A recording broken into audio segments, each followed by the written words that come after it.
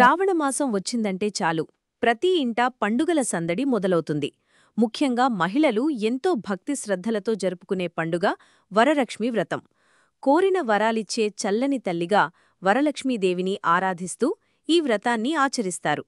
ఇంతటి ప్రాశస్త్యం పొందిన ఈ వ్రతం ఎలా మొదలైంది, దీని వెనక ఉన్న పురాణ గాథ ఏమిటి అనే విషయాలు తెలుసుకుందాం. పరమేశ్వరుడు పార్వతికి చెప్పిన కథ. ఒకనాడు కైలాసంలో పరమశివుడు, పార్వతీదేవి పాచికలాడుకుంటున్నారు.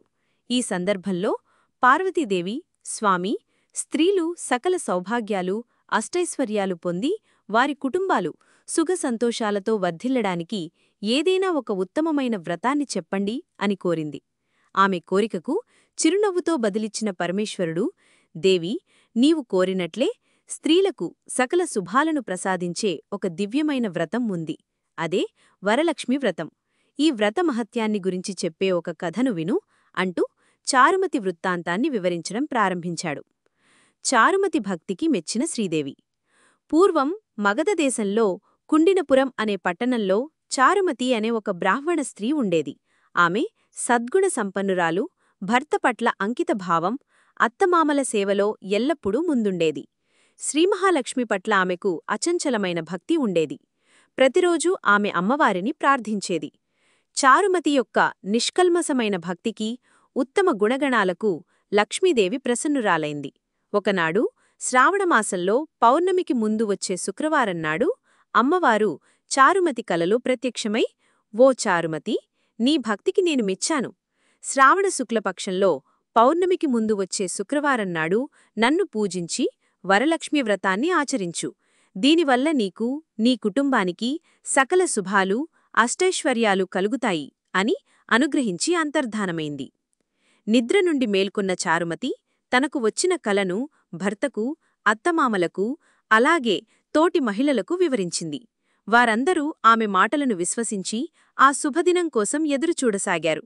నిర్ణీత శుక్రవారం రోజున చారుమతి మరియు పట్టణంలోని ఇతర సువాసినులు అందరూ కలిసి శాస్త్రోక్తంగా మండపాన్ని ఏర్పాటు చేసి కలశంలో వరలక్ష్మీదేవిని ఆవాహన చేసి భక్తిశ్రద్ధలతో పూజలు నిర్వహించారు.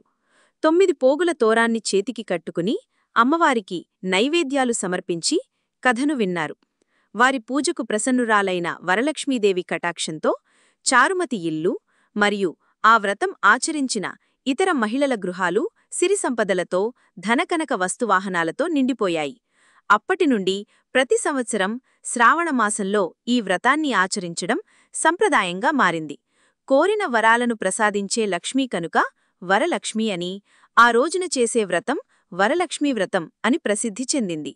ఈ వ్రతానికి సంబంధించి మరో కథ కూడా ప్రచారంలో ఉంది. ఒకసారి కైలాసంలో శివపార్వతులు పాచికలాడుకుంటుండగా ఎవరు గెలిచారనే దానిపై వివాదం వచ్చింది. అక్కడ ఉన్న శివగణాలలో ఒకడైన చిత్రనేమిని మధ్యవర్తిగా నియమించారు. శివునిపై ఉన్న భక్తితో చిత్రనేమి శివుడే గెలిచాడు అని చెప్పాడు. దానితో ఆగ్రహించిన పార్వతీదేవి, నీవు పక్షపాతంగా వ్యవహరించావు, కావున కుష్ఠువ్యాధిగ్రస్తురవు కమ్ము అని శపించింది. శివుడు కలుగుజేసుకుని శాప విమోచనం ప్రసాదించమని కోరగా పార్వతి శాంతించి దైవ కార్యార్థం సరోవర తీరంలో అప్సరసలు ఒక వ్రతాన్ని ఆచరిస్తారు. దానిని చూసిన వెంటనే నీకు శాప విమోచనం కలుగుతుంది అని చెప్పింది. చిత్రనేమి ఆ సరోవర తీరంలో వేచి ఉండగా శ్రావణ శుక్రవారం నాడు అప్సరసలు వచ్చి వరలక్ష్మి వ్రతాన్ని ఆచరించారు. ఆ వ్రత దర్శన భాగ్యంతోనే అతని కుష్ఠువ్యాధి నయమై పూర్వపు రూపాన్ని పొందాడు. ఈ విధంగా ఈ వ్రతం యొక్క మహత్యం దేవలోకంలో కూడా వ్యాపించింది. ఈ కథలన్నీ వరలక్ష్మీ వ్రతం యొక్క ప్రాశస్త్యాన్ని, భక్తితో ఆచరిస్తే కలిగే సత్ఫలితాలను వివరిస్తాయి. ఇది కేవలం సంపదల కోసం చేసే వ్రతమే కాదు, కుటుంబ శ్రేయస్సు, శాంతి, సంతోషం మరియు సర్వమంగళాల కోసం చేసే ఒక పవిత్రమైన ఆరాధన.